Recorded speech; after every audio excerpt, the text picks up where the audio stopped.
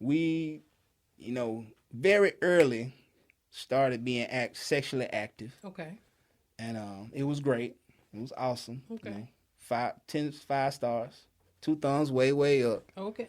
Um, but I started realizing that we didn't really do nothing else. Like you know how you in one of them relationships where it's just straight, just Smash. it's just Smashing. straight. It's like athletes. Like every time you get there, it's practice. Oh wow. You running 2 a day, sometimes 3 a days. You get some water, and you like all right, high five, and you go home. You do it again. Good game. Yeah, good game. You like you gotta work on your Oklahoma drill, but other than that, good game.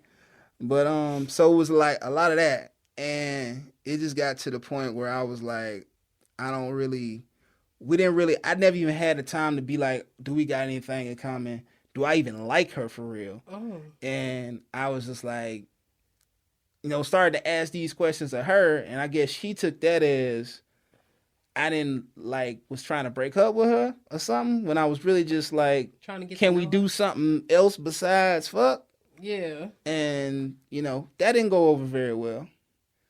Um, Led to some domestic abuse on my half. Don't worry, this is funny domestic abuse. She ain't beat Okay. my ass, but she did have some weapons on me and what have you.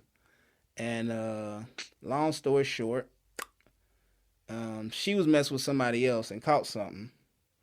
I didn't catch it. Knock on wood. Thank you, Lord. I appreciate you. Dodge that bullet. And lesson of that is before you start smashing somebody, you might want to take them on a date first. Yeah, that's what I was gonna Because say. you might not know what's going on behind closed doors. So how did you find out that she was sleeping with somebody else? Was this after y'all like broke up and she? Mm-hmm. Hey everybody, it's your girl DJ with Plan for Keys podcast, and today I have Chilion. He is a fellow podcaster. Podcast name is Stupider Than Jupiter. Need to learn the backstory behind that. I got you. He is also a digital creator out here, a videographer and a screenwriter. Got too many jobs. Yeah. Not enough sleep, too many jobs. He is here today for Dating Chronicles, where you give a funny, crazy, or lesson learned dating story. But before we dive into that, I would like to learn more about you and what you're doing out here in these ATL streets. All right. Well, I'm born and raised in Atlanta, so I've been in these ATL streets since before I could crawl. So it's pretty much, home at this point. Like I can't really see, besides maybe New Orleans, I can't really see myself living anywhere else. What you like about New Orleans? Ooh. You know what I like? And it's I like that it feel like all the places I've been in New Orleans, it feel like one is the culture. I like how they have their own culture and it feels very ungentrified. Now I know, some people from the city might be like, nah, you should have seen it before, da, da, da, da. But from what I've seen, it's very ungentrified. It's very much unique and to themselves and to their own culture, their own style, the way they move, the way they talk, the way they interact with folks. I like how no matter where you go, they always treat you like you family. Yeah. It's very, very unhospitable. When you give them respect, they're gonna give you respect. All right, now we went everywhere. And it was like that everywhere I went. And and the turn up. They know how to turn up. They definitely do, but what about the opportunities out there? Are there a lot of opportunities in New Orleans? I haven't been out there long enough to I haven't lived out there. I just, visited a lot. But that I don't know. I feel like Because I know a lot of people from New Orleans, and they come here because they say the opportunity is great here. a lot of people say that about Atlanta, though. Yeah, let me ask you this. You being from Atlanta all your life, would you say that? Because at first, it was like that, right? Where it seemed like Atlanta was kind of the mecca. Has it changed, you would say? Was it still the same? Where you at with that? I think it depends. I think it depends on what you come in here for, what you're trying to do. I feel Atlanta is very much a city that if you are solid and you about your business and you for real about what you want to do, there's people who will back you and there's people who will support you for what you're doing. If you really going hard at what you're doing and you solid and you honest and you ain't trying to scam nobody, you ain't trying to get over on nobody, you really about your shit. I mean, can I cuss? I don't know Yeah, if I you can. definitely You can. really about your shit. Of course, it's gonna be folks who gonna try to take advantage of that, but then that's really anywhere. But that's what Atlanta is. Now I feel like the population has gotten oversaturated a lot. No disrespect to anybody who ain't from I here, but ain't I'm from just here, saying. but I can even agree. I've It's, been here long enough. I don't care what nobody say. Goddamn, that, I even all right. sound like y'all. I ain't even So. gonna argue that. I'm not gonna argue that. We ain't gonna get into that. That's not why we here. That Oh ain't my why we god! here. Yeah, So we ain't gonna get into that. we okay. We not. But yeah, it's just gotten oversaturated. I feel due to social. Now I don't say social media, but just due to the world getting smaller, and I think Atlanta got a lot of attention within the rap world, and a lot of folks moving from Mississippi or Alabama coming to Atlanta and finding success. So now everybody like, well, if I want to be successful, especially in the film industry, Yeah. be like, well, if I want to be a successful actor, instead of me having to move all the way to California where it's like $6 a gallon for gas, I can move to Atlanta where it's only like $2-3 gas. It might be a little cheaper to get a spot. It used to be a lot cheaper to get somewhere to live. You know what I'm saying? So I understand it. It's just like, bro, it's just getting crowded, bro. It's getting crowded, and it's changing the dynamics of the city.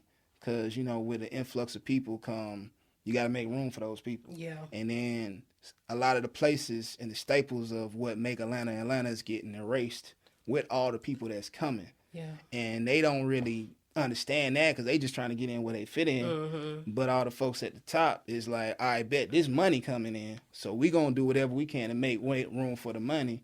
Fuck the culture. Fuck all the folks that make Atlanta. What the reason why people want to move here in the first place? We need to make room to make this money. Yeah. And that's the part of Atlanta that I'm really seeing. That's the biggest change because it's a lot of things that used to be big staples of when I was growing up that just don't exist no more. Like 18 and up clubs just don't exist. Yeah. And that used to be like a thing. Like when you was Yeah. young, I mean, yeah, you can still like if I don't know if even this is the thing no more. When I was 15, 16, I used to be able to go to Flame, go to Strokers, go to Pinups. All you gotta do is just pay off security, you be straight. I don't even know that's the thing no more. But just like having them 18 up clubs or places to go and hang out for young people that just don't exist. Like they don't have them. Even just being able to dance, period. Like everybody got hookah lounges now. Everybody right? want to get Yeah. sections. Oh, it's gonna be 300, 500 for a section. You gotta get a bottle. You gotta like. It ain't no like. Nah, we ain't want none of that bullshit shit. We here to turn up. Right. We dancing. If you ain't sweat like all of that nice, it's a little bit of it underground, but you gotta go find it. Mm-hmm. But it ain't like. But it used to be just like, nah. You can just pull up the Figure 8. We gonna turn up all night. You gonna pull up the Prime. We gonna turn up. We gonna pull up the Liqueur. Liqueur still. Pull up to Liqueur, go turn up. So, but that kind of is gone. So that's what I really miss is just like that. All right, we really just here to have fun. Ain't no like we need to buy a bottle. Ain't no like we in this section da. We got to flex for whoever. We trying to get pics for the gram. It was like nah, bro. We here to turn up. We here to have fun, and everybody get home safe. And that just don't exist no more. Do you feel like people still can make it out here? Yeah, for sure. The same way as in the past. I feel like in the past it was really new as far as film. Film, music, all that. I feel for sure. I feel like honestly with music, I'll start with music. I feel like music you can make it anywhere. I feel like if you can build a in your house, you got the internet, you got social media, you can literally it's literally websites where you can go and pay to have your shit put on Spotify, put on That's true. Apple. So you don't even really need to try to get a major to get a advance to just put yourself in a hole. You can really, if you really want to do it, you can really build your own following. Twerk social media, pimp social media, keep your algorithm going. Make quality stuff. Don't get a whole bunch of yes man around you to just be like, yeah, that shit go, bro, that shit go. And they know it's trash like a motherfucker. They ain't saying nothing. Get some solid people around you, and you just gotta grind if that's really what you want to do. Now, if you want to be famous, that's a whole different story. But if I know plenty of people who just make music and they fine. They go on tour, they make their money, they chilling. They ain't famous, yeah. but they get every time they do a tour, they sell out. They selling out their shows. They doing 400, 500 people venues. and don't nobody really know who. I mean, they might know who they is, like, but you know what I'm I saying? get what you're saying. They not trying to be famous. If you trying to get famous, that's a Yeah. whole different That's a whole different avenue. game. If you just want to try to just make music, like, bro, it's plenty of pockets to just make music. If you making good shit, A1 shit, it's gonna be a audience for it. You know, once you find your audience, then you done did all the work. Really, once you find your audience, you find the people that's fucking with you. Then that's what you do. You just Keep keep going making off of it. that. As far as film, and it got a little harder because again, like I said, the influx. But I mean, you still got Pinewood, you still got Tyler Perry Studios, you still got they got another studio off of Greenbrier. They got a couple more on the east side. I know they got Warner Brothers got like 2 more off of Donald Lee Holloway. I didn't know Warner Bros. Has a studio down here. Oh, they ducked off. You wouldn't. Oh. Like, you really wouldn't know where they was at unless you been over there. But Gotcha. yeah, they got like a couple of them. They literally look like warehouses. Like, if you pass by them, you would think, oh, that's some warehouses. Nah, they film studios. Got you. Okay. But I say it's a little bit harder for film only because now it's, like I said, a little more saturated. It's a lot more people here because, you know, so a lot more actors here. It's a lot more crew people here. I would say the only thing that's lacking is probably production companies, like big production companies with enough motion to kind of get stuff greenlit. So I think that's probably the biggest. So if you like me and you like a writer and you like to, you know, create your own stuff, yeah, I say it'd be a little bit harder in Atlanta because the only people who really has enough motion to really greenlight a feature, like a for real feature, would be Tyler Perry. Yeah. Or maybe, well, I wouldn't even say Turner. It's really just Tyler Perry. Wow. So, and he don't rarely ever greenlight anything other than his own stuff. Right. So, and even if he does, he's gonna want he's gonna want a producer credit, and then it's not even gonna be really yours no more at that point. He's gonna kind of tweak it to fit his brand, which is fine because he paid for it. So when it comes to that, it's kind of like, I don't say you have to move to California, but you would definitely have to make the conscious note to go to those studios that have the money and the prowess to be like, all right, boom, we're going to greenlight it because even Netflix, Hulu, all they stuff is still in California. So even if you was like, all right, I want to pitch to Paramount, that's in California. You can make a show here though and pitch to Paramount and Netflix and all of them though, right? You could if you had enough juice. So like, let's say I make a short, I put it in a whole bunch of festivals to get popular. I have a manager or an agent. They'll go shop my stuff around, or God, knock on wood, somebody from, because they always have people at festivals just looking for content that they like, okay, that's something that we're looking for that'll make us some money. Or just something that people be like, all right, we're interested in that. Okay. So that in itself will get you a meeting. But even then, you still probably end up flying out to California to go to said meetings, like, because that's just where all of their bases is at. That makes sense. And far as I know, I might be wrong, but I don't think they have any plans to really build. They got plenty of studios to shoot, but I don't know if anyone building like a production, like building to be like, all right, we're gonna start greenlighting things in Atlanta so people can come and pitch for stuff in Atlanta. Most of that stuff is still in California. So that's probably the biggest hurdle as far as you being like a director or want to be a writer is, yeah, it's plenty of stuff. If you just want to get on set and work, yeah, it's plenty of work. Even with the writer's strike and all that stuff, writer's strike is different. Shout outs to the writer's strike. Shout outs to the actor strike. Y'all don't do nothing until we get our money. That's no, I'm for real. Yeah. I mean, that's a different story. In the writer's strike, everybody pretty much chilling. Unless you're non-union and you just trying to get stuff on Tubi or something like that. Got you. To eat. But yeah, now everybody chilling. But before the strike, that's kind of how it was. It was like, it really wasn't nowhere you can really pitch anything big, even like a $30 million budget, unless you was trying to pitch to Wow. one of those big distributors because it just wasn't that's not in Atlanta yet. It's mostly just studios for shooting purposes only. It's really not a lot of places to be like, yeah, we got $40 million to give you for a film. Okay. It's more of like, nah, you still got to go to California to get the money. Then you can come back in Atlanta and shoot for the cheap. But you still got to go to Atlanta to pitch. Got you. Okay. See, I learned something new today. Thank you for breaking that down. You're welcome. I'm doing the best I can. So now your podcast, Stupider Than Jupiter. Stupider Than Jupiter podcast. I need to know where the name came from, the backstory. Okay. So I say maybe 4 years ago. Me and a couple of my homeboys. Well, really it was my idea. And we was like, we should just start a podcast. Mainly because we just all had got, you know how you have friends in college and like you always see them because y'all ain't nobody else got shit to do. Yeah. Then when you get old, you know, folks got kids, folks done got married, folks done got divorced, got baby mamas, and da-da-da-da-da-da. So you don't split apart, but it's just everybody is so busy, you don't really hang out like you used to. Yeah. So I was like, well, I always wanted to start a podcast because I just like running my mouth. So I was like, well, I'll start a podcast, have my homeboys on it, and we could just chop shit up. Like we just, as an excuse to just see each other and just see what's going on in our lives. And then we can have our other friends on for the same thing. Yeah. And so we started it, and we originally was called Lemon Pepper Wet because Atlanta, Lemon Pepper Wet.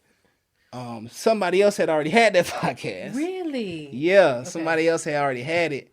And we was like, I think 2 episodes in, and my homeboy sent me, a screenshot of somebody had it. And I was like, fuck. So, and I was like, he was like, we gonna still pod under that name? And I was like, how about we just do a podcast where we brainstorming the name? So we did a podcast. It was like 3rd episode. It's still up too. Y'all can go listen to it where we literally just was like, you can hear the origin literally of the name. And we literally came up with it, and I don't even know the context. I don't even remember the context of why he said it, but my homeboy Mello, shout outs to Mello, had he just, I don't know what we was talking about, but he was just like, I think he's talking about some ass or somebody he was messing with. He was just like, boy, that ass was stupider than Jupiter. And I was like, that's what? The name. He's like, nigga, that ain't the name. I said, that's the motherfucking name. I was like, that's the name. And then that was the name. And we just reeled with it. And I was like, Stupid and Jupiter podcast. And then my other homeboy, he's like, yeah, we here out for all the old ladies. He's like, they don't even know what it means. They just be like that. Can't even say it. The Jupiter, the Boopiter. So it was like, yeah, Stupid, your grandma's favorite podcast, Stupider Than Jupiter. And that's just how it came about. I think I'm still stuck on somebody comparing somebody's ass to Stupider Than Jupiter. I don't even know if that was what it is. I don't even want to put him out there like as a misogynist like that. But I just remember it was a reference to something. And I'm pretty sure it was an ass. Where have I heard this? I just feel like I just got in my spirit. It feel like an ass. My spirit can be corrupted. I'm not 100% sure, but it feel like that's what it was. Maybe just a little bit. It makes sense. It makes sense. Thank you. Thank you. It is. Yeah. Hey. Oh. Hey. See how the Lord worked through you? See how the Lord worked through his children? It's like, we're going to get you there one way or the other. You know what? See, that's why she here, man. I know, right? That's why she here. You know what I'm saying? Catching the alley-oop, catching the laws. Like, yeah. Ah. Yeah, she definitely is that. She that girl. Okay. Okay, so we're going to circle back a little bit. So you are here for Dating Chronicles, where you give a funny, crazy, or lesson learned dating story. I know you put several things on the form. Yeah, I did. I didn't know where you wanted to go. So it don't matter. Where do you want to go? Where do I want to go? Mm-hmm. As far as a lesson learned? You can do a crazy. You can do a funny. I got so many, man. I got a lot. I would say, nah, that one's kind of sad. We could do sad here too. Whichever one. I don't want to fuck up the vibe. I want to fuck. We got a good vibe going on. I don't want y'all to be like, damn, you okay? Like, you all right? You want some water or something? I'm like, we could put that over here too, though, just in case. Okay, I got one. One. This is a good one. So, so back when I was in high school, I went to alternative school. I broke up with my original public school. We just had differences. Okay. You know, I still fuck with them, but they was like, I got to go my way. They had to go their way. Okay. So I ended up going to alternative school at open campus in Clayton County, and I started messing with a girl there.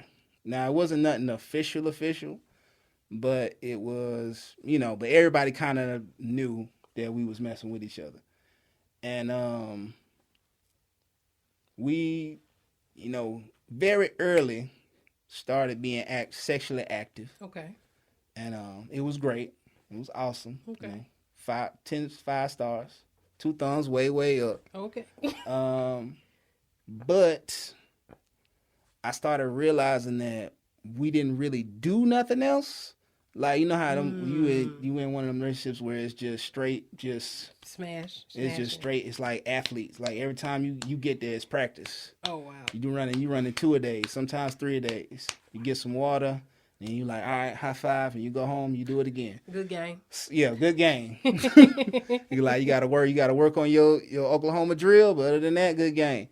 But so it was like a lot of that, and it just got to the point where I was like, I never even had the time to be like, do we got anything in common? Do I even like her for real? Oh. And I was just like, started to ask these questions of her, and I guess she took that as I didn't was trying to break up with her or something, when I was really just like, trying to get can we do something else besides fuck? Yeah. And, that didn't go over very well. Led to some domestic abuse on my half. Don't worry, this is funny domestic abuse. She ain't beat my ass, but she did, have some weapons on me and what have you. And long story short, she was messing with somebody else and caught something. I didn't catch it. Knock on wood. Thank you, Lord. I appreciate you. Dodge that bullet. And lesson of that is, before you start smashing somebody, you might want to take them on a date first. Yeah, because you might not know what's going on behind closed doors. So how did you find out that she was sleeping with somebody else? Was this after y'all broke up and she went off on you? This was teetering towards the end. It was more of once I realized because it wasn't even all right, we could talk. It was she went off on me, because I guess she felt again, we was doing all this fucking. I guess either we're actually together, even though we never said it, or we doing that. And I guess me being yo, we ain't never even went on no date or nothing like that, was kind of devaluing all the sex we had, which isn't what I was trying to do. But again, I'm fucking 17. I don't even have the communicative skills to even really say that. So it just was. So once she went hella aggressive on me, I was like, nigga, I'm out. For real, I was just like, nigga, I'm gone. So every time she would call me, nope. I'll be fucking, she tried to come to my classes, I'd be like, nope. Oop. It was gone. I was staying the fuck away. So in that time of me trying to avoid her, one of my homeboys was like, hey, bruh, I think Woody Woo got clapped. I was like, got clapped? I was like, yeah, I think she burning, bro. I was like, how you know that? I was like, because Woody Woo said he been fucking with her while she was fucking with you. Wait, what? And he burning now, so you might want to get checked. I'm like, luckily, we wasn't smashing raw, so again, knock on wood.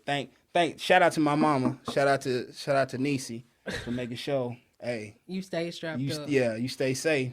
Everybody stay safe. Stay safe. But yeah, so I didn't catch nothing. But that, again, gave me to be like, yeah, I need to. That right there made me really. I always really didn't like to mess with girls who I didn't really know. Yeah. At least knew enough to be like, all right, I like hanging out with you even if we ain't fucking. But that really hit the nail to where I'm like, nah, if I don't fuck with you as a person, we not this. No, I ain't doing, unless it's like I'm in another city and you like, nigga, you might as well get it now because you finna leave. Yeah. That's a different story. But as far as like if we gonna start something, nah. I'm like, nah, I gotta at least take you on a date and a half or two. So it at sounds like. least. So did you end up hooking up with this girl? Was she fine? Like all the dudes wanted her? Like what was the appeal Talking for about you? in Yeah, alternative school. yeah, Honestly, it was a situation of. It was like, you know how somebody giving you something for free, you don't want to be rude. yeah. Yeah, it was one of them situations. I mean, not saying she was ugly, but it was just like she liked me. So I was like, oh, you like me? My ugly little self? Not me. Yeah. So I was just like, okay. So you didn't? Did you not bother to get to know her like that because Nope. you didn't like her like that? Not even a little. I was just like, free pussy? Cool. I appreciate it. So what made you turn around and wanted to get to know her? It just got to the point where I was just like, damn, we don't do nothing else but fuck.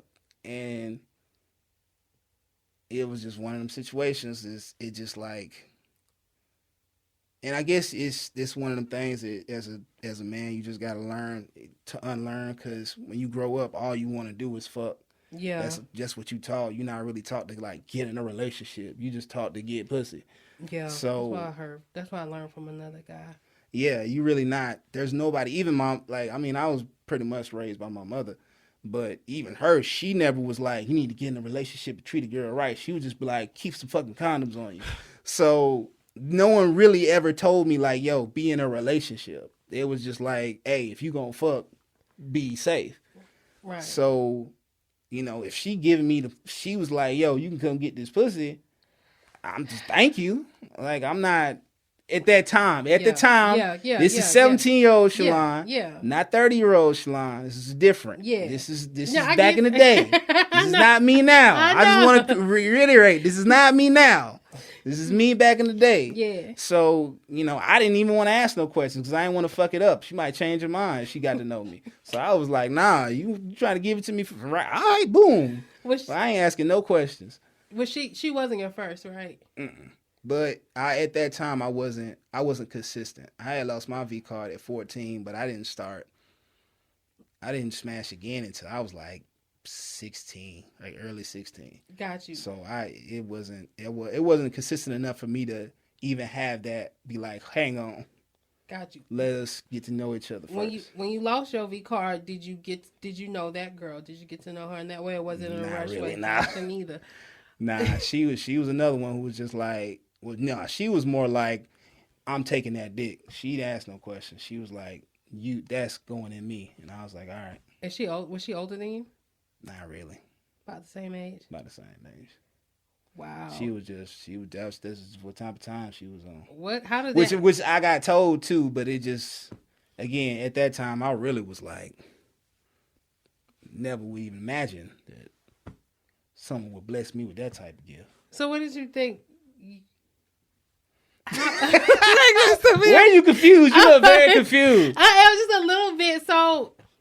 So did you ever have like a girlfriend boyfriend situation like at all, like the stuff? I didn't get a girl. Don't laugh at me. I didn't get a real like a stamp like this is my girlfriend. I didn't get one of those until I was like 22.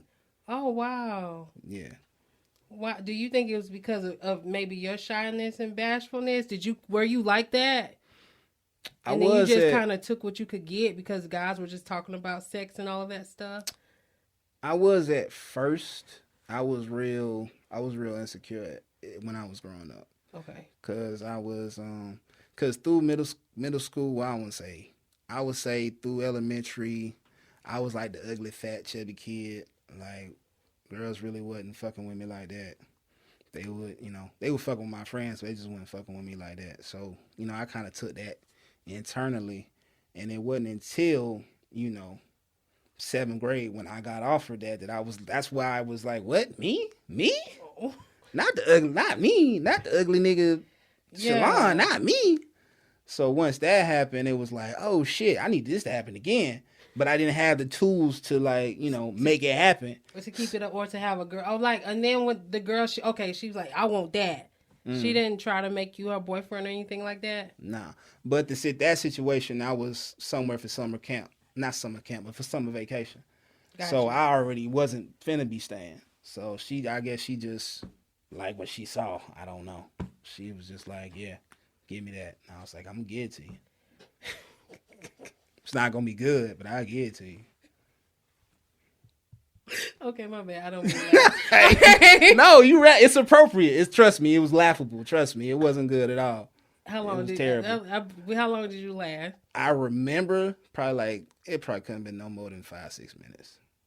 Yo, that's I had sex with a guy who lost his virginity. I think he lasted maybe 2 minutes. Damn. So Did he had protection on? did he? Yes. He still lasted 2 minutes? He didn't last very long. I think the excitement, because as you know, we started to get to know each other in a relationship build. He was able to go for a longer period of time, but Well, shout out to him. Yeah, but the first couple times was real. He was like, yeah. I think it's just the excitement. So we'll say it might have been. No, I mean, I keep it honest, man. I just be like, that's what happened.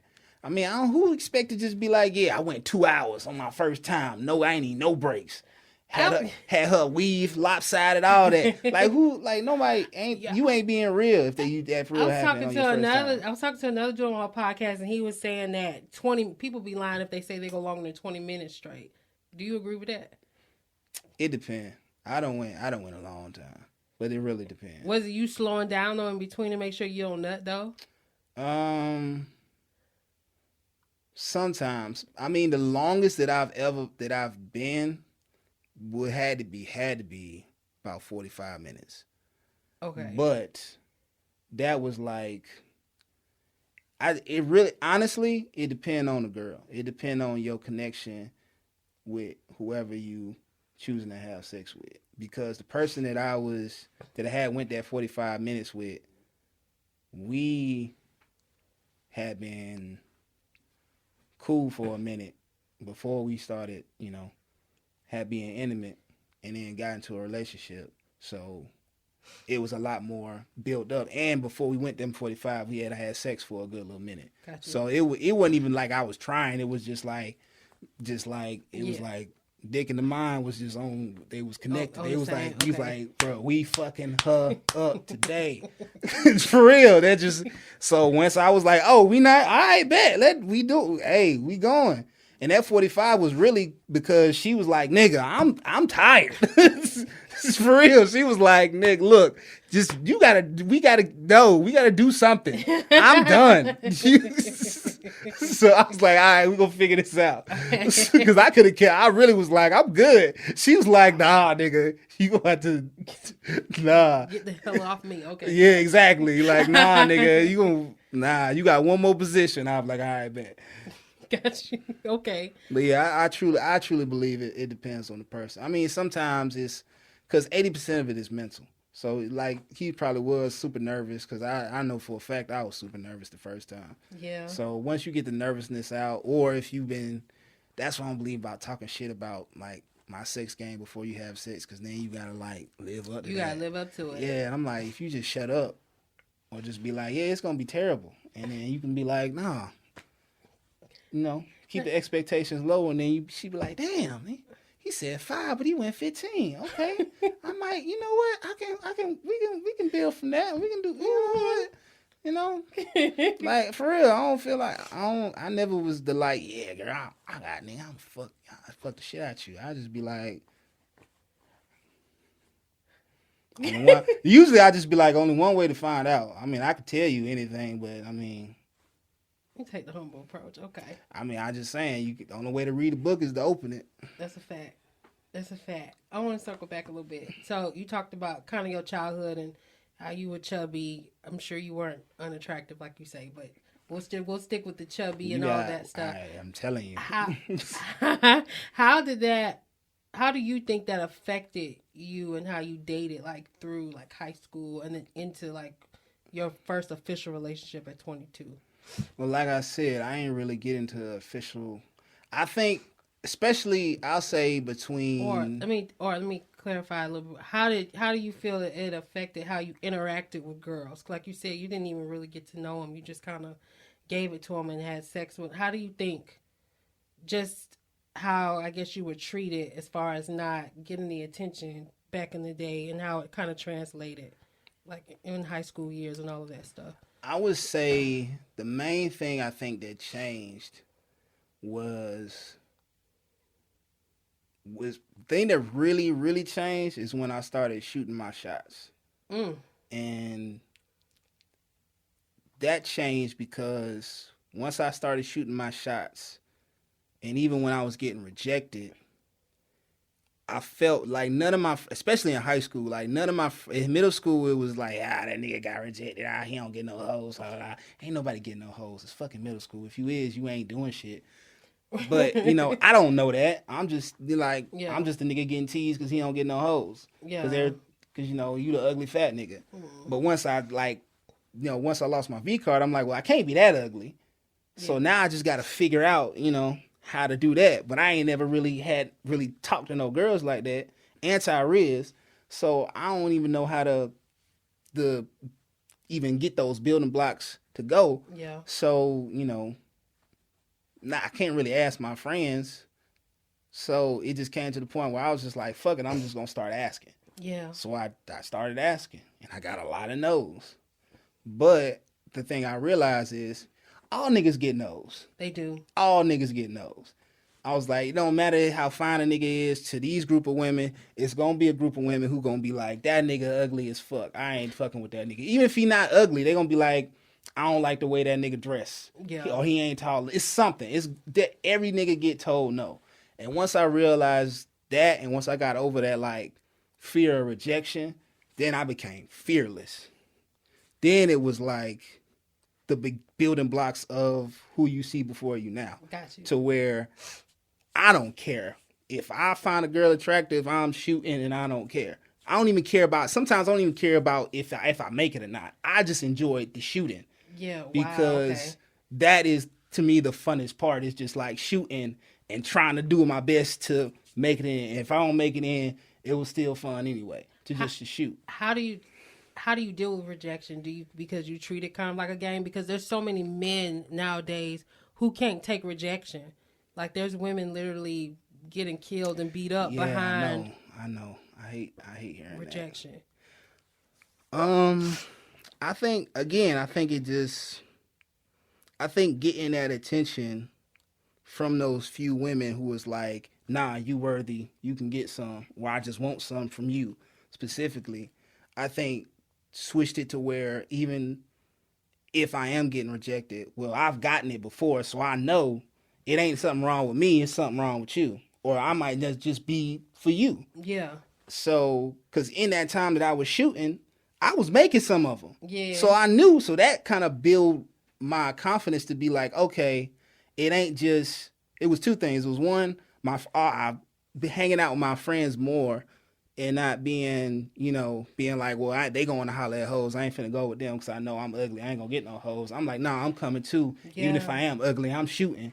And seeing all my other friends shoot and them also not make shots, meaning like, oh, this ain't like a me thing.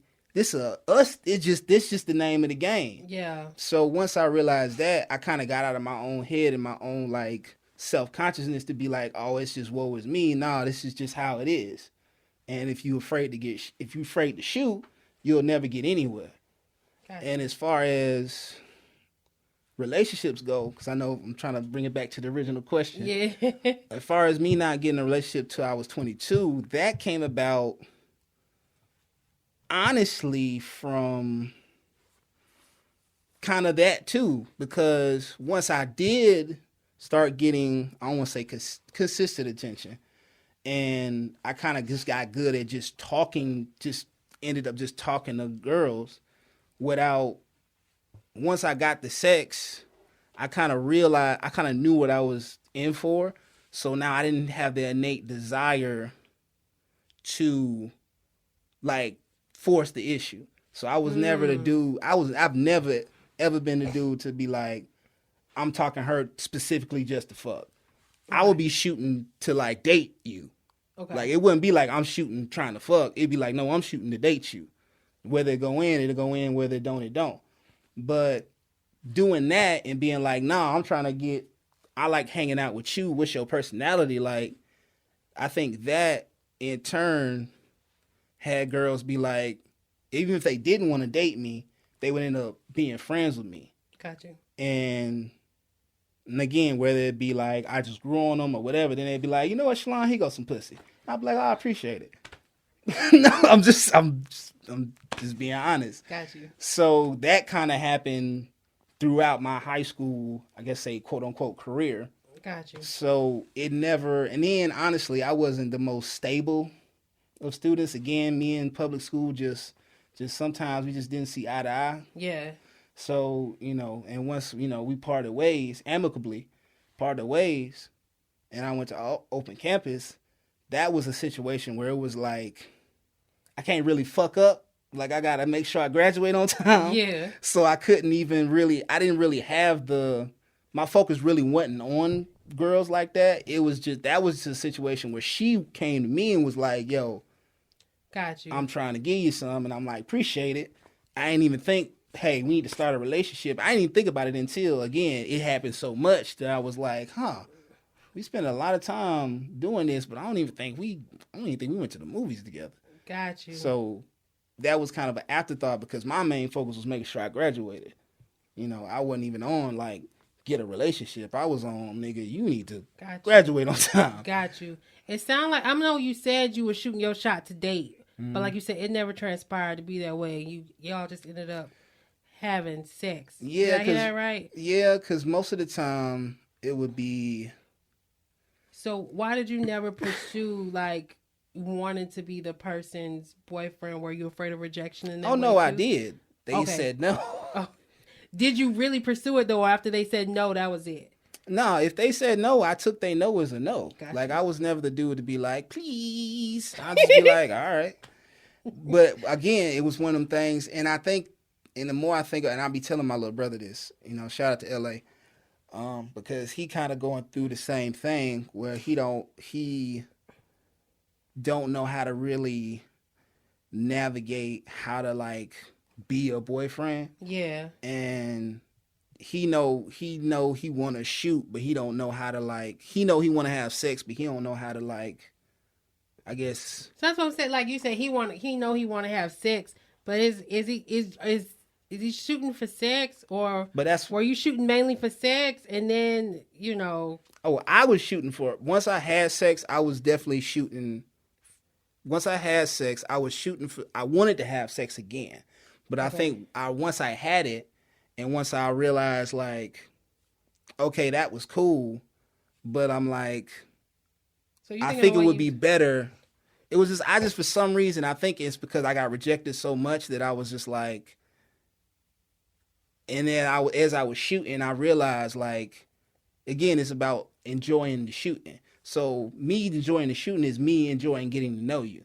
Mm-hmm. So if I shoot and I miss, but I enjoyed the process, then I'm gonna still keep talking to you with no intentions of whether it ends up in a relationship or not. So I think I'm confused because normally when somebody say they shoot and they miss, okay, there's no getting to know the person. You didn't get the number. You didn't get in. But see, that's what made me different, and I think this is why my niggas hate me to this day. Because like because one of my homeboys told me, because he was talking about how he like his every time his ex be dogging him and da da da da. I was like, bro, all my exes love me. He said, nigga, you a respectable guy, and I was like, what the fuck is you talking about? He was like, nigga, you always fucking a gentleman and shit, and I was like, fuck. That's the bare minimum. But my God. But that's how niggas. That's what I'm saying. Like niggas don't see, like they don't see it that way because they've been programmed to be like to get the pussy. Yeah. And I was enjoying again. Well, let me start say shooting, but I was enjoying the conversation, even though I am shooting. Got you. But it wouldn't matter because if I enjoyed your conversation and your personality, I'd rather keep talking to you. And then once they realize, oh, he actually like talking to me, he ain't just shooting just to shoot and move on, then they would just be like, well, we gonna so they'll give you anyway. They will fuck you, but they didn't want a relationship. Most of the time, yeah. That's very usually because they was probably dating somebody else. Or they wanted to date somebody else, and it just I guess I got it off of I don't know. Nice guy principle. I don't know. I didn't really ask no questions. Like I said again, I was like, you want to bless me with this gift? I'm gonna take it. But that's the thing I'm trying to teach my little brother is to like shoot for a relationship. Don't shoot for just the sex. Shoot for be in a relationship because it will help you down the line. Because I struggle because at 22 I really struggle with that because because again, I was always the friend that also sometimes got pussy. Yeah. I was never like the boyfriend. I was like, oh, that's my little, oh, Shalon, don't worry about Shalon. That's just my friend. And that next day, I was blowing her back out like 25 minutes ago. That was me. Oh wow. So I didn't want to be that, but that's just how it ended up happening. I don't know. It's because I think there's a lot of high school hierarchy with that. Like I wasn't really. I mean, I was on the football team, but I really wasn't no jock. I played instruments, but I got out the band like hella early. Like I knew everybody, but I wasn't really no drug dealer for real, for real. I knew drug dealers, but I wasn't no drug dealer. I wasn't no hood nigga. I wasn't no preppy nigga. Like I was just in the mix. Got you. You know what I'm saying? I really didn't fit no box. Yeah. Yeah. So she couldn't be like, oh, I'm dating a football player or I'm dating a nigga with 15 with a whole fucking box Chevy pulling up to school. So I can't even flex like, ooh, my nigga done bought me, ooh. I'ma hold on to the 5 while he at school in my book bag. Like, that wasn't me. Okay, got you. That's what I'm saying. Like, I was just the nigga who I knew everybody. Like, I knew him. I was cool with everybody, but I just didn't fit no mold. That's you know crazy. what I'm saying? Okay, yeah, that make a lot of sense. Okay. Now, you 22. How did you get into this? How did you fall into this relationship? I asked, and she said yes. Okay. So how how did that relationship transpire? Like you said, you had issues going into that relationship. Well, I got issues coming in that relationship because I had never been in a situation where I was only having sex with one girl. So that kind of was hard because I had never had to deal with. I put it on the paper. I had like Monday, Tuesday, Wednesday, Thursday, Friday, Saturday, Sunday. Like, my days was full. Wow. So, I hate talking like this because it sounds like I'm bragging. I'm really not. I'm really trying not to brag. It's okay. But, so, going from that to, like, one, that was a little difficult. I ain't even going to hold you. That was a little difficult. What made you ask her? Because I liked her. And I liked her vibe. I liked talking to her. We just hung out. Like, she's still my homeboy to this day. Like, some people you just click. We just click real well.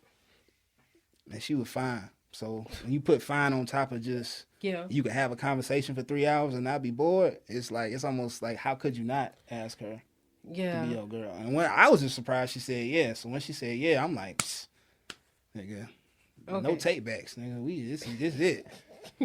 Okay, so it was difficult for you. So was there a lot of infidelity and stuff involved? Nah, I never cheated. Another knock on wood. I have never cheated in any of my any relationship that I've ever claimed. Mm-hmm. Like you my girlfriend, I'm your boyfriend. I've never cheated. So how did it show that it was difficult, like out loud in the relationship? Just like if she was gone, like for like 2 weeks. And I can't get none for 2 weeks. And in a usual situation, I would just call somebody and be like, hey, what you doing? Mm-hmm. I can't call nobody. I just got to be like, just walk around my house twice. I don't know. Go to the gym an extra day. But I mean, that didn't last that long. That really wasn't. That was an issue in the beginning, but that went away fairly quickly. How long were y'all together? Oh, about a year and a half. Okay. So it was kind of a short. It was kind of short. Was that the longest relationship you've had thus far?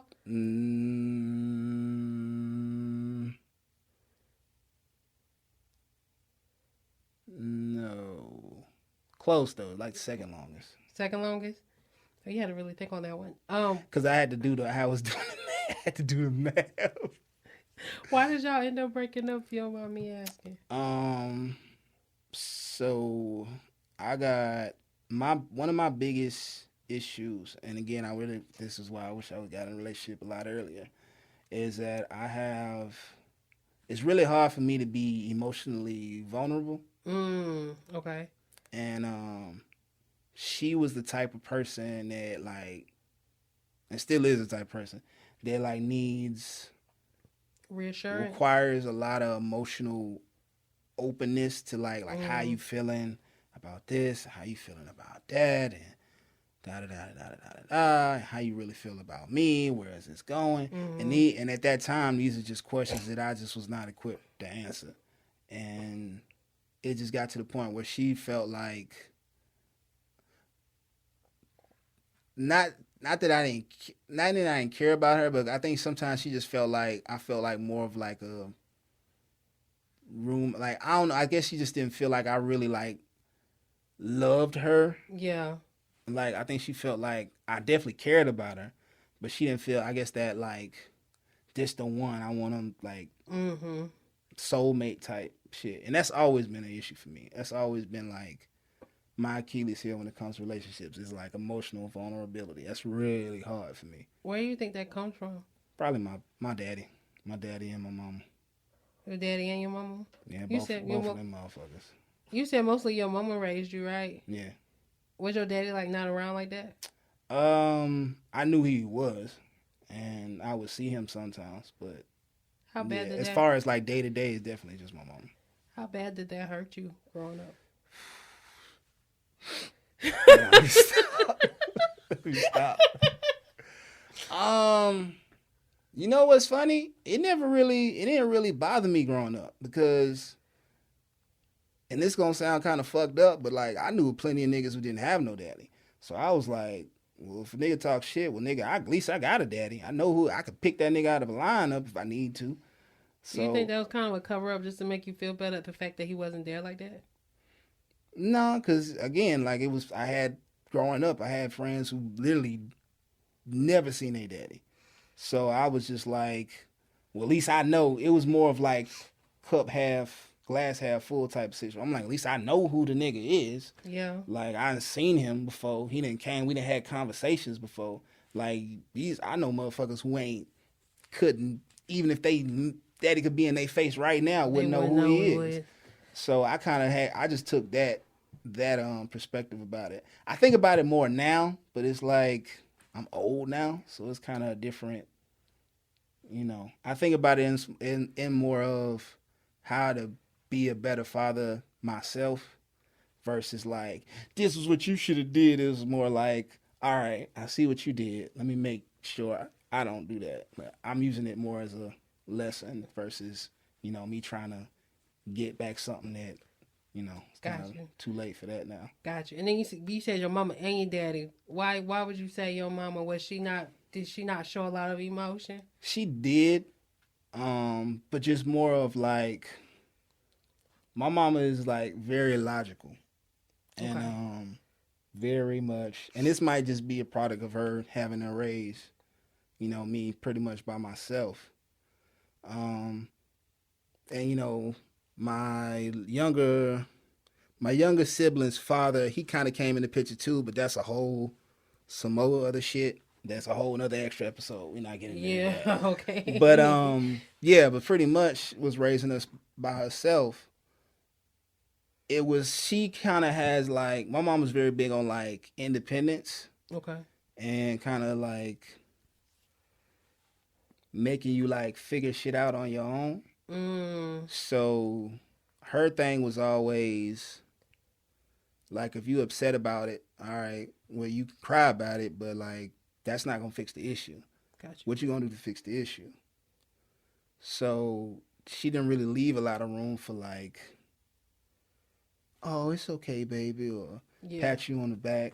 I mean, if I got really hurt or if I was really upset, of course she'll console me. But again, it'll be like 5 minutes consoling and then 30 minutes of like, all right, what you gonna do about it? Gotcha. Because this crying is cool, it's good to cry, but what are you gonna do to fix it? Like that's not crying itself is not gonna fix the issue. You gotta fix what's the issue.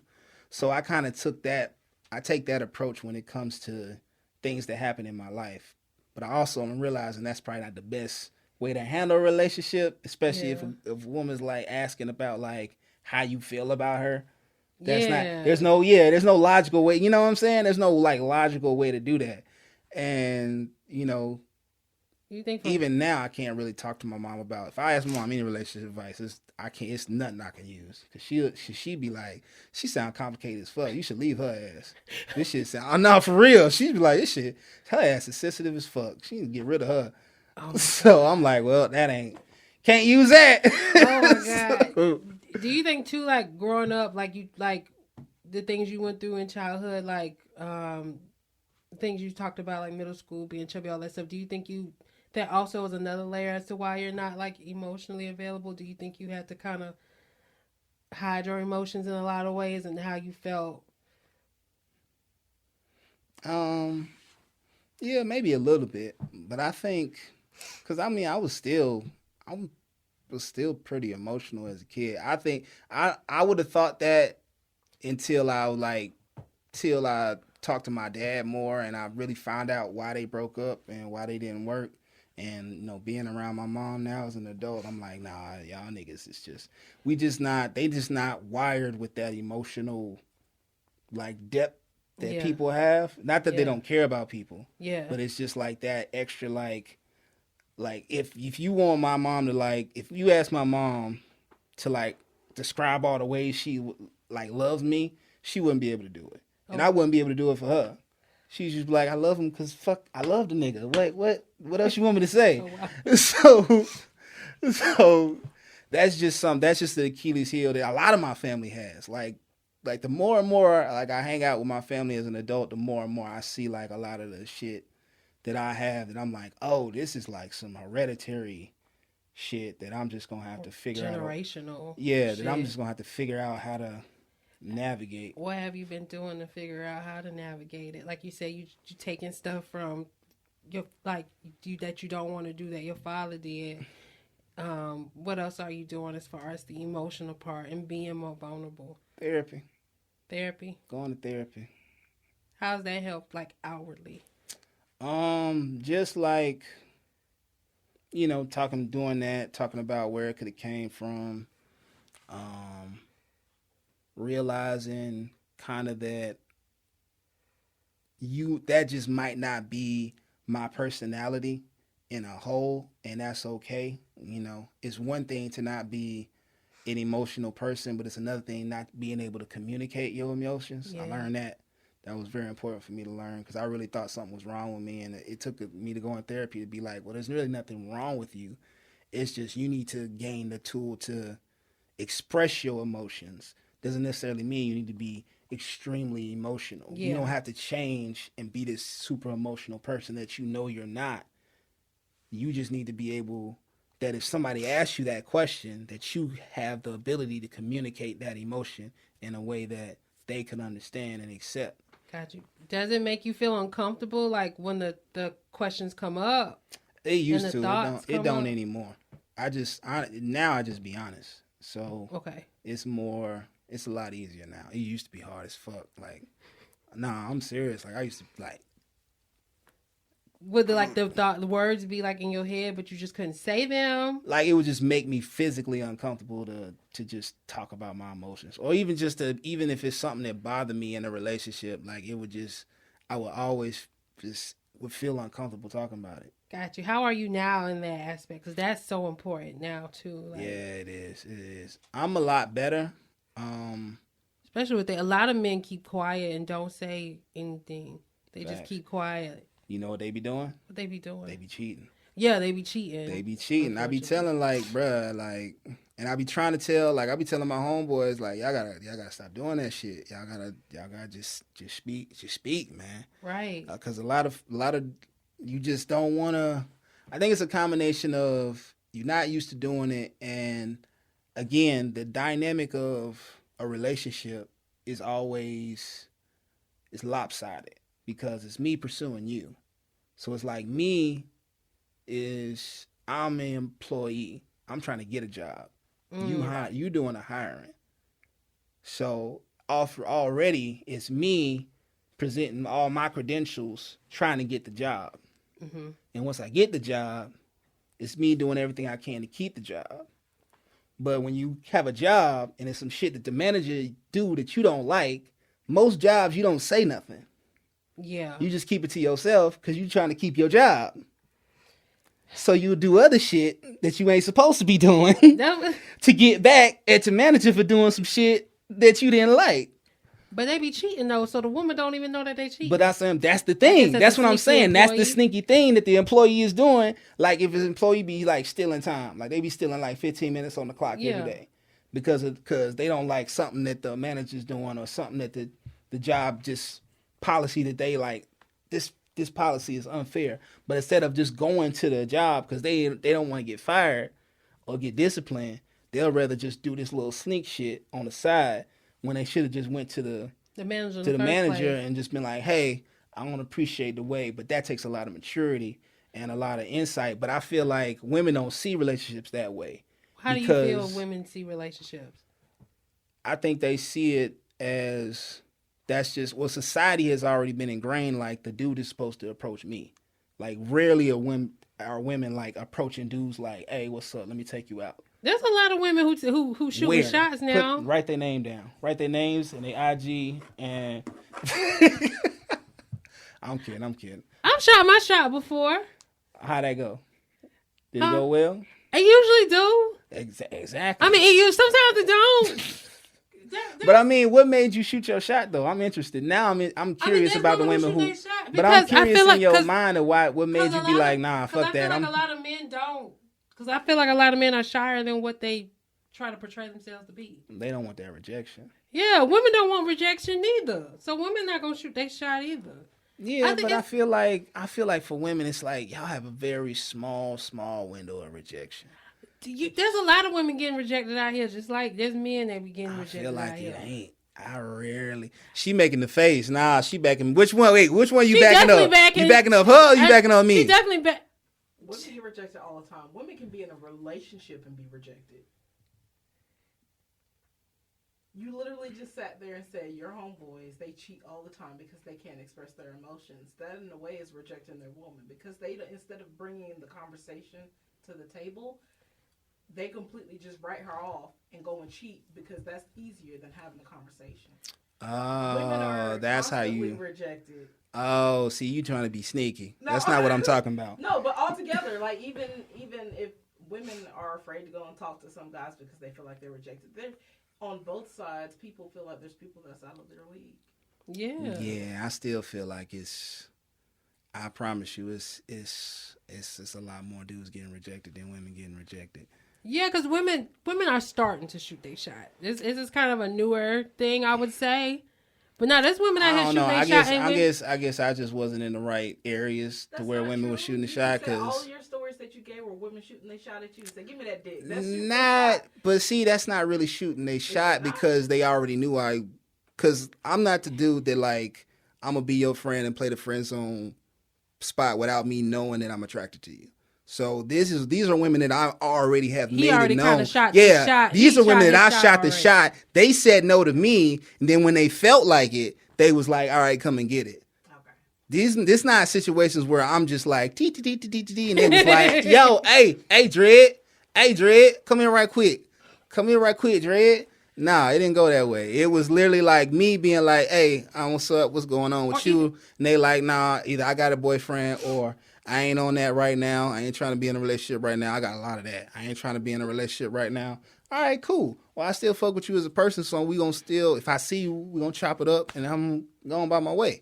Then later on, they was like, "Hey, but I already shot my shot at you, so you already know I'm interested."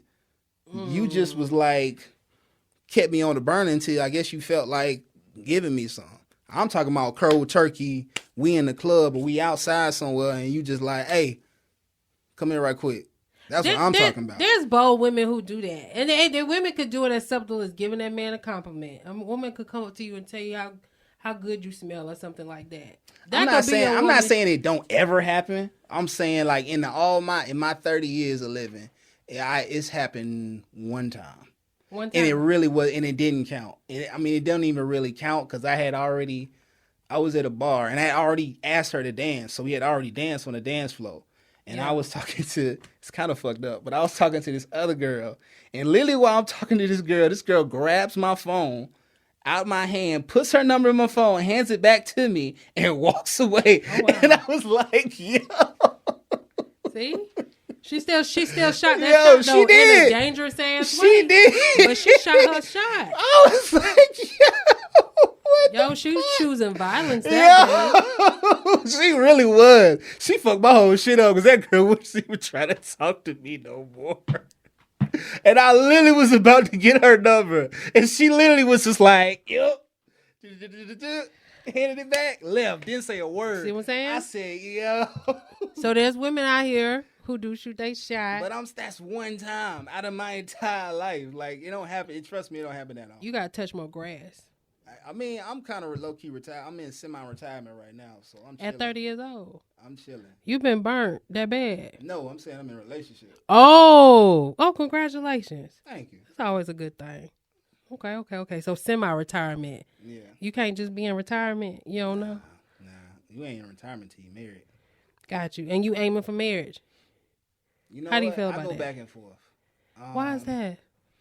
I like the idea of marriage. I don't like the governmental system of marriage. Like, I like the idea of pledging yourself to somebody until we both in the ground. I don't like we got to go to court. We got to sign these papers. We got to go to lawyers, make a prenup, make this. If I die, you get this. If we divorce, you got to get half of this. I got to go to court to say why I want to divorce you and this and this. Yeah. And then we got to do custody of the kids. Like, all that extra shit that come with it, I don't like all of that. Gotcha. So I kind of go back and forth. I wouldn't mind getting married, but I also wouldn't mind if we was just like, hey, we can just do the ceremony, not even get the shit, go to the courthouse, write a will. I give you half my shit if you die first. If you die first, I get all your shit, and we keep it rolling. So that's kind of how I'm at with it. I'm kind of like, I like the idea of it. I just don't like all the red tape that go with it. I feel that. I do. I'm gonna dig into these questions. Oh, you got questions? I got questions. So my first one: what is your most toxic trait?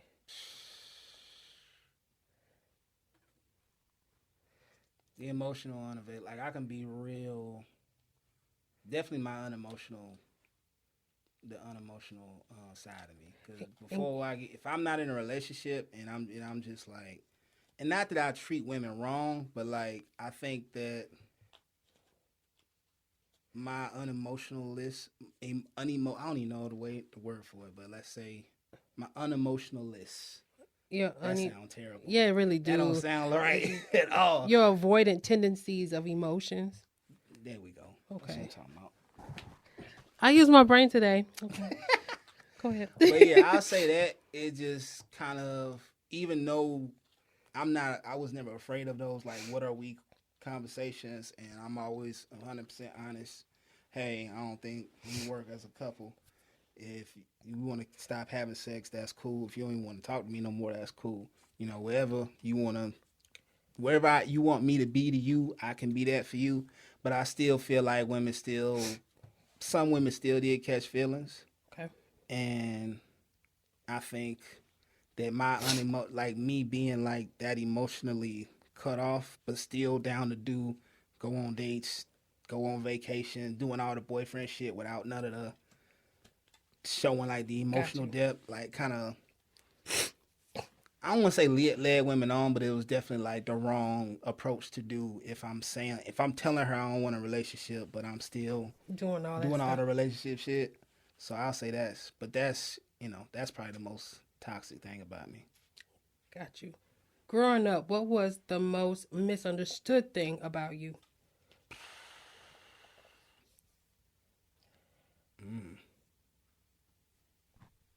Damn, I don't know.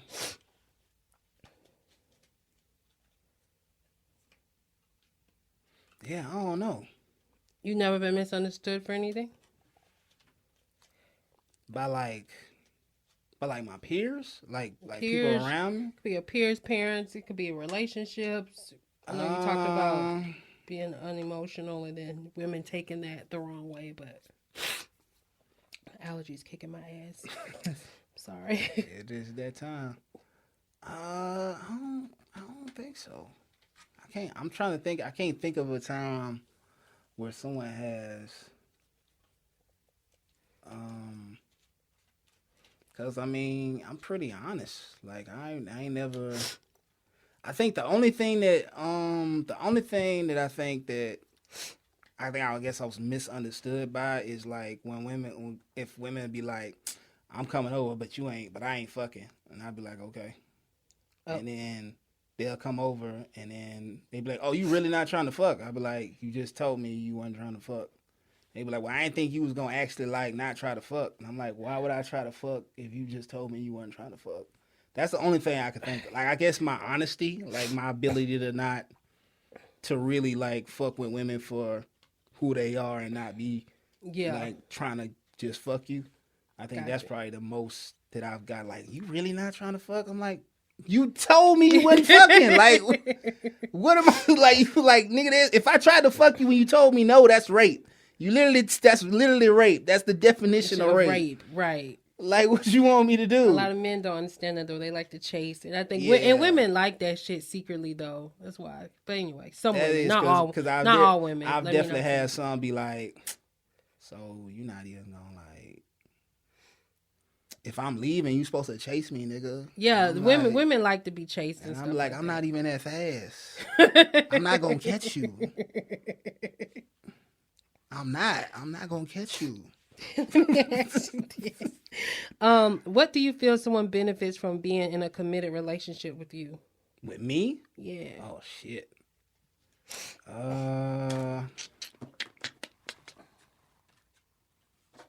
Communication. I'm real good at communicating. I say that's probably my best trait as far as being in a relationship. I'm real good at communication is being truthful and straightforward. Being truthful, being honest about what I want, of what I see, where I see this going. Like, you never, especially now, you'll never not know how I'm feeling as far as where this is going. Now, you might not like it, and that's another thing that I'm trying to, like, not figure out, but just trying to deal with is like how to, because now I'm getting well, you should have said it a different way. And I'm like, well, how else? I don't know how else I'm supposed to say it. What's your sign? Capricorn.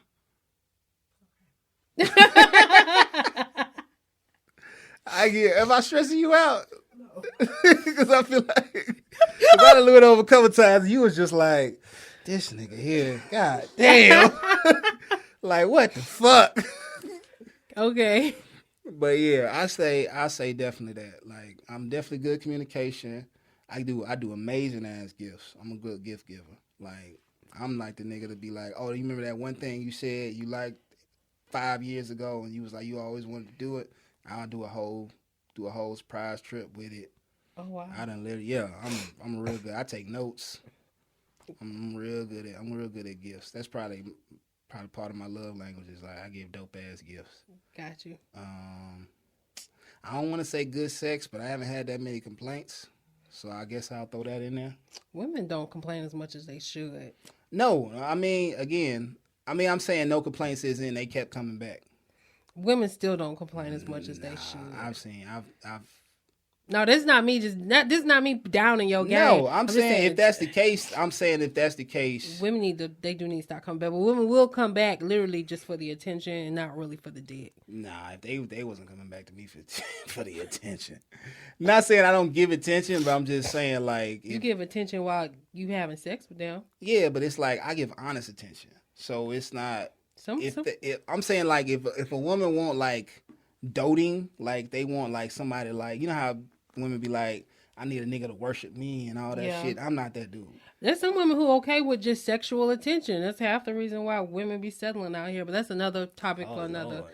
That's another topic for another podcast. Lord. Let me ask you this: you trying to destroy my little ego? I'm sorry. I'm not trying. I should have kept it to myself. I should have been like, no, because I be see what happens when you try to brag on yourself. We gotta educate women be like, the people, nah, man. Nigga. We just want your sexual attention. Your ass, your dick still trash, nigga. Your shit was garbage. They was just like, fuck it. This nigga Chilion answer the phone. These niggas don't even answer the phone. I'm fuck it. We going over Line House. Fuck it, girl. Look, you just gonna have to thug it out. You gonna have to thug it out for these little 15 minutes. I was not trying Chilion like that, y'all. I was not. Let me ask you this. Your whole like the relationship span within your life, what would you say is the hardest lesson like you've had to learn? I know you've talked about a few, like expressing emotion, stuff like that. Is there a particular situation you probably have been through and you've like, okay, I'm not doing this again? Or what would you say is the hardest? The hardest is that everybody is not going to have the same thought process and values when it comes to how a relationship runs as you do. And part of a relationship is taking what you believe, what she believes, and making that work together. Okay. So it's going to have to be an ebb and flow. You're going to have to sacrifice something. And I think that once I like figured out like my like foundations and who I am and what things that I'm not going to compromise on and the things that I look for in a partner that I can't compromise on. Yeah. Now it's learning, okay, the other things, all right, how are we going to compromise that? All right, so she want this, okay. So what I got to give up to get this? How am I going to make sure this works and it still stay balanced? How am I going to make sure that if there is something bothering me that I tell her so then we can figure out a way to balance that? Okay. Like that's probably the thing that I learned the most, because I say not my last trip, but the relationship before last, it was a lot of me doing a lot of things to keep her with me. Like I was doing a lot to keep her happy. Yeah. Even things that I 100% didn't agree with or didn't like, but I was just like, well, this is what, if she's cool, if she's happy, then everything else will be good. But, relationships just ain't that simple. I mean, you gotta, because... I mean, it's not that simple. You gotta be happy, too. Exactly. And what was the breaking point for you to be like, okay, this isn't working for me anymore? It was a couple breaking points. It was really, I think the straw that broke the camel's back was probably the polyamory thing. Who wanted to be poly? Was it you or was it her? Her. Oh, wow. Okay.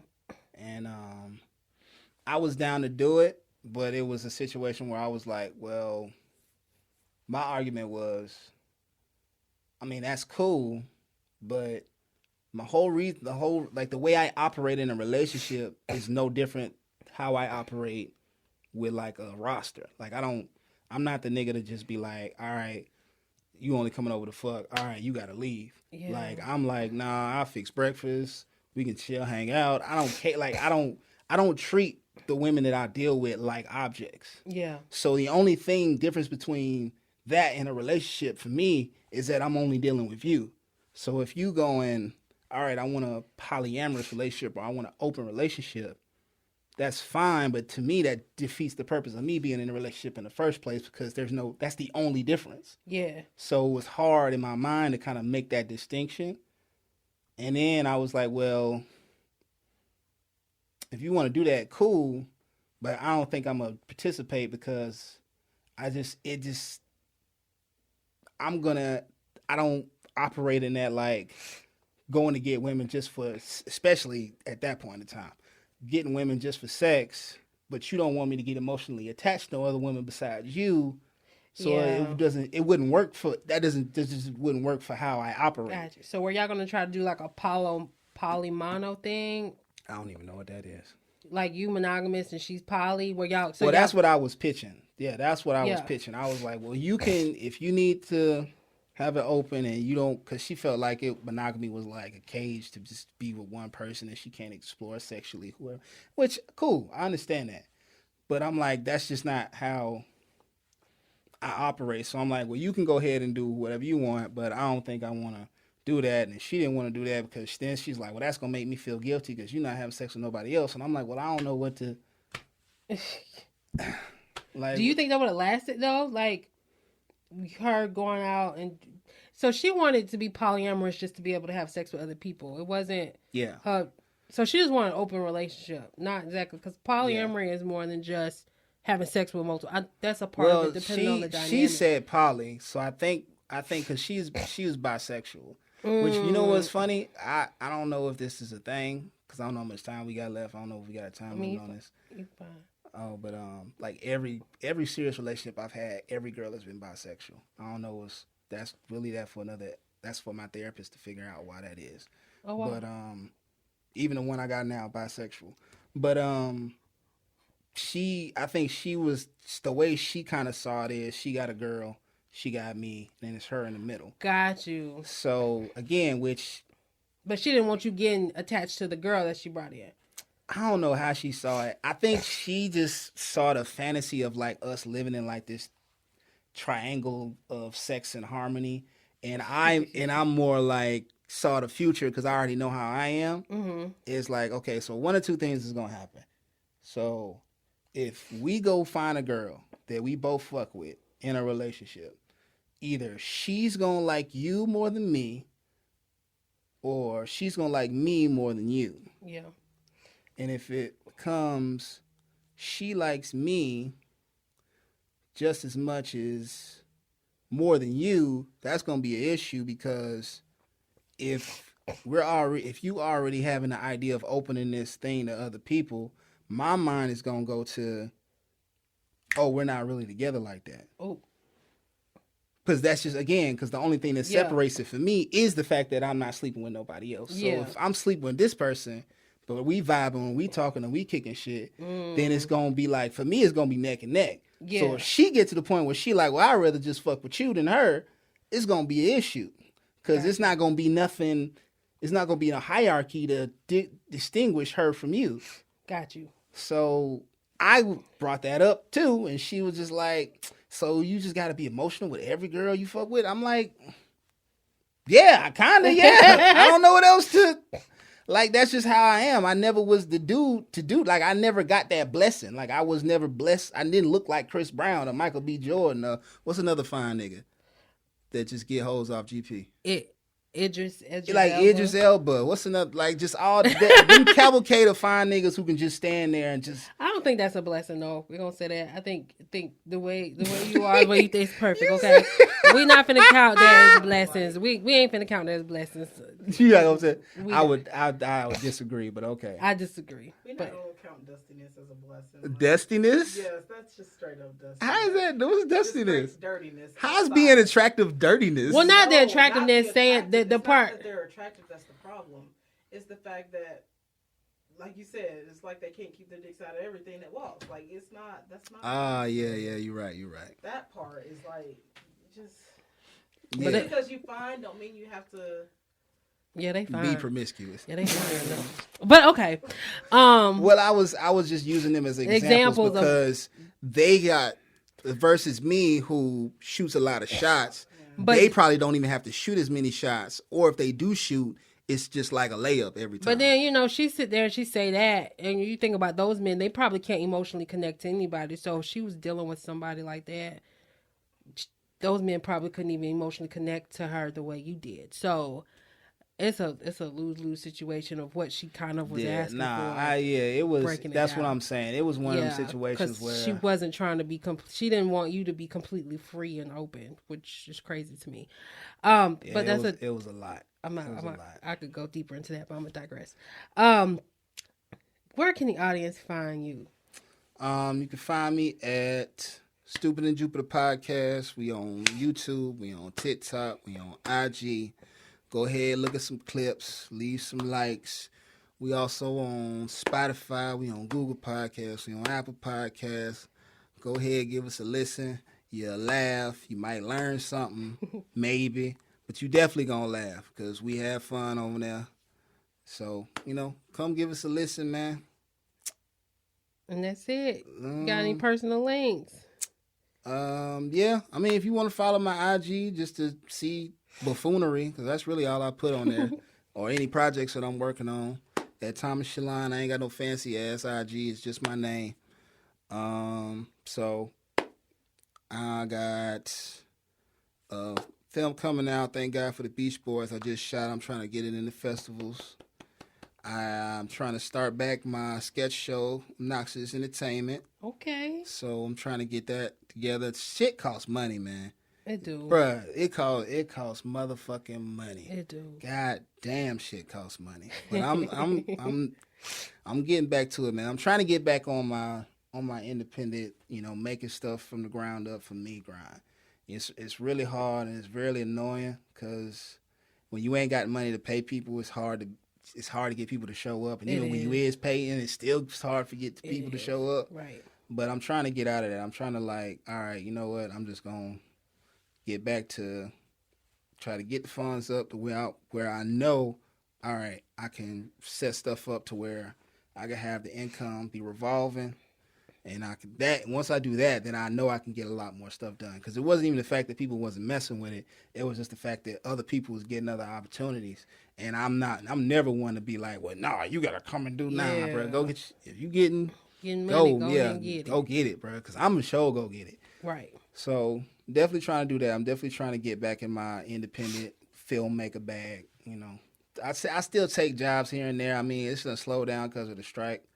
But, I'm still trying to, really shoot my own stuff and produce my own stuff and try to build, That's what's up. build my stuff up, man. That's what's up. Well, y'all got to check him out. Check it out, man. Thank you so much for coming on. Thank you for having me, man. I had fun. I learned a lot. Oh, bad. That's what's up. Yeah, you was trying to get into all up in the crevices, right? I got to, man. That's what bro. Yeah. He was like, so how's that feel? You crossing your legs and shit. How's that feel? Just blocking me. In your past, you think that was because of your parents? Or you think that's because you got rejected and called ugly all through your childhood? Put words in my mouth. Like, God damn. Like, Put words in my I mouth. thought we was having fun. Shit. I'm sorry. You over here like, nigga. I definitely you said, remember you said you was shooting all these shots and they was rejecting you. But now you want to pass that on to your little brother? Is that what you trying to tell me? I'm like, oh shit, wait.